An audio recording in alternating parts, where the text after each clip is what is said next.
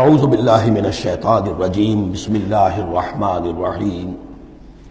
وَمِنَ النَّاسِ مَن يُجَادِلُ فِي اللَّهِ بِغَيْرِ عِلْمٍ وَلَا هُدًى وَلَا کِتَابٍ مُنِيرٍ، اور لوگوں میں سے کچھ ایسے بھی ہیں جو اللہ کے بارے میں، اللہ کی باتوں کے بارے میں، اللہ کی صفات کے بارے میں، ذات خداوندی کے بارے میں جھگڑتے ہیں، بحثیں کرتے ہیں، نزاع کرتے ہیں، نہ ان کے پاس علم ہے، بغیر علم ولا ہدن، نہ کوئی ہدایت ہے، ولا کتاب منیر، نہ کوئی روشن کتاب ہے جس سے وہ رہنمائی لے رہے ہوں۔ ثانی عطفہ، وہ اپنی گردن کروٹ اپنی موڑ کر چل دیتا ہے، آیات سنتا ہے، اللہ کے کلام کو سنتا ہے، پھر ذرا وہ اپنی کمر کو موڑتا ہے، بل دیتا ہے، چل دیتا ہے، لیضل عن سبیل اللہ، تاکہ گمراہ کرے لوگوں کو اللہ کے راستے سے۔ لہ فی الدنیا خزی،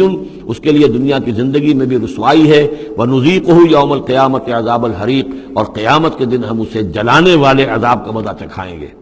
ذالک بما قدمت یداک، اور یہ سب کچھ ہے تیرے اپنے دونوں ہاتھوں کے کرتوتوں کی وجہ سے، جو بھیجا ہے تیرے دونوں ہاتھوں نے، بما قدمت یداک، وان اللہ لیس بظلام للعبید، اور یقیناً اللہ تعالیٰ تو اپنے بندوں پر ظلم کرنے والا نہیں ہے۔ ومن الناس من يعبد الله على حرف فإن أصابه خير اطمأن به وإن أصابته فتنة انقلب على وجهه خسر الدنيا والآخرة ذلك هو الخسران المبين۔ لوگوں میں سے کچھ ایسے بھی ہیں جو اللہ تعالیٰ کی بندگی کرتے ہیں کنارے کنارے، بچ بچ کر۔ یہ وہ روگ جس کو کہا گیا فی قلوبہم مرض، جن کے دلوں میں روگ ہوتا ہے۔ ایک وہ لوگ ہوتے ہیں کہ حق کو قبول کیا، پھر ہر چہ بعد آباد منجدھار میں پھر وہ چھلانگ لگاتے ہیں۔ ہر چہ بعد آباد ماں کشتی درا بنداختے، ہم نے حق کو قبول کیا، اس کشتی کو ہم نے پانی میں ڈال دیا ہے، اب یہ کشتی تیرے گی تو ہم تیریں گے، یہ ڈوبتی ہے تو ہم ڈوبنے کے لیے تیار ہیں۔ ایک وہ ہے جو چاہتے بھی ہیں حق کے ساتھ چلنا، لیکن کنارے کنارے گہرے پانی میں نہیں جانا چاہتے، خطرات مول نہیں لینا چاہتے، اپنے لیے جان اور مال جو ہے اس کو بچا بچا کر۔ جو اقبال نے کہا تو بچا بچا کے نہ رکھی سے تیرا آئینہ ہے وہ آئینہ، کہ شکست ہو تو عزیز تر ہے نگاہ آئینہ ساز میں۔ لیکن یہ کچھ لوگ بچ بچ کر چلنا چاہتے ہیں، کوئی گردن نہ پہنچ جائے، کوئی نقصان نہ ہو جائے، کوئی ہمیں قربانی نہ دینی پڑے۔ وَمِنَ النَّاسِ مَن يَعْبُدُ اللَّهَ عَلَى حَرْفٍ، کنارے ساتھ، فَإِنْ أَصَابَهُ خَيْرٌ اطْمَأَنَّ بِهِ، اگر خیر آئے تو مطمئن رہیں گے۔ وَإِنْ أَصَابَتْهُ الْفِتْنَةُ انقلب على وجهه، اور اگر کوئی فتنہ آ گیا، آزمائش آ گئی، کوئی قربانی کا وقت آ گیا، پکار آ گئی، نکلو اللہ کی راہ میں اور لاؤ اللہ کی راہ میں، تو وہ اپنے چہروں کے بل اوندھے گر جاتے ہیں۔ خسرت دنیا والآخرہ،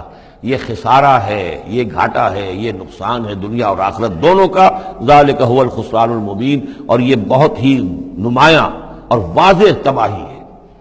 ایک میں بات عرض کرنی رہ گئی ہے کہ سورہ حج کے بارے میں بعض جگہ آپ نے دیکھا ہوگا لکھا ہوا کہ یہ اس کو مدنی بھی مانا گیا ہے، لیکن یہ واقعہ ہے کہ اس سورہ مبارکہ کے اندر بعض آیات ایسی ہیں کہ جو یا تو مدنی ہیں، اور بعض آیات کے بارے میں مجھے پھر وہ ایک قول مل گیا تھا حبر الامہ حضرت عبداللہ ابن عباس رضی اللہ تعالی عنہما کا، وہ میں بعد میں انشاءاللہ وہ کل ہم پڑھیں گے۔ وہ آیات نازل ہوئی ہیں اثناء سفر ہجرت میں۔ ظاہر بات ہے کہ جب حضور مکے سے نکل آئے ہیں اور جا رہے ہیں تو کتنے دن لگے ہیں، کوئی وہ چند گھنٹے کا، 1 گھنٹے کی فلائٹ تو نہیں تھی کہ جو ہوائی جہاز سے آپ چلے گئے ہیں، وہ آدھے گھنٹے کی فلائٹ ہے کل نہیں، لیکن یہ کوئی وقت لگا۔ اس میں بھی جو آیات نازل ہوئی ہیں، اور اس صورت میں کئی آیات ایسی ہیں کہ جن کی بڑی گہری مشابہت آپ کو مل جائے گی سورہ بقرہ کی آیات کے ساتھ۔ چنانچہ شہادت علی الناس والی آیت بھی اس صورت میں بھی ہے، سورہ بقرہ میں بھی ہے۔ لیکون الرسول شہیدا علیکم وتکونوا شہداء علی الناس، یہ آپ کو سورہ حج کے آخر میں ملے گی۔ جہاد کا لفظ بھی اس صورت مبارکہ میں ملے گا۔ یہ آیت بھی آپ غور کریں گے تو سورہ بقرہ کے دوسرے رکوع میں جو مثال آئی تھی، منافقین کا حال یہ ہے، او کصیب من السماء فیہ ظلمات ورعد وبرق یجعلون اصابعهم فی آذانهم من الصواعق حذر الموت واللہ محیط بالکافرین۔ تو یہ جب بجلی جب چمکتی ہے، کوئی روشنی نظر آتی ہے، چل پھر لیتے ہیں، لیکن اس کے بعد پھر جیسے ہی اندھیرا ہوتا ہے کھڑے رہ جاتے ہیں۔ تو بالکل وہی کیفیت ہے کہ جب ذرا حالات صحیح ہوئے، نارمل ہوئے، کوئی خطرہ نہیں، کوئی اندیشہ نہیں، کوئی مطالبہ نہیں، کوئی جنگ کی مہم جو ہے پیش نظر نہیں ہے، تو وہ بڑے چلت پھر دکھا رہے ہیں، حضور کے پاس آ رہے ہیں، باتیں کر رہے ہیں، گویا کہ وہ بھی اہل ایمان کے ساتھ ہیں۔ لیکن جب ذرا مشکل وقت آیا، اوندھے منہ گر پڑے۔ وَمِنَ النَّاسِ، اللہ تعالی ہمیں اس سے بچائے، اور دین اور ایمان کے ساتھ اور اللہ کے دین کو قائم کرنے کی جد و جہد میں مخلصانہ اور ہمہ تن ہمہ وجوہ اپنے آپ کو جھونک دینے کی ہمت عطا فرمائے۔ وَمِنَ النَّاسِ مَن يَعْبُدُ اللَّهَ عَلَى حَرْفٍ فَإِنْ أَصَابَهُ خَيْرٌ اطْمَأَنَّ بِهِ وَإِنْ أَصَابَتْهُ فِتْنَةٌ انقلب على وجهه خسر الدنيا والآخرة ذلك هو الخسران المبين۔ یدعو من دون اللہ ما لا یضرہ وما لا ینفعہ، یہ پکارتا ہے اللہ کے سوا ان کو جو نہ اسے کوئی ضرر پہنچا سکتی ہے نہ نفع، ذالک هو الضلال البعید، یہی ہے بہت ہی گمراہی دور کی گمراہی۔